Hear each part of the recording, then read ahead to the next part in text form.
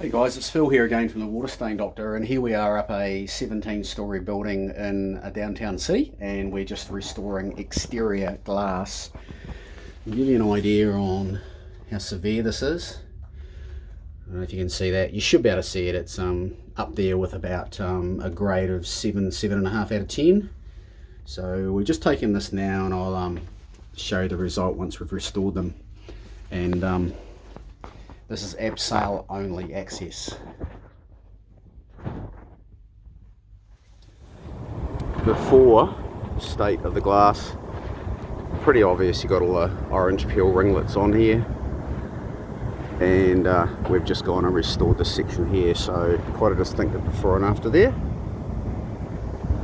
It's what we do, the Water Stain Doctor.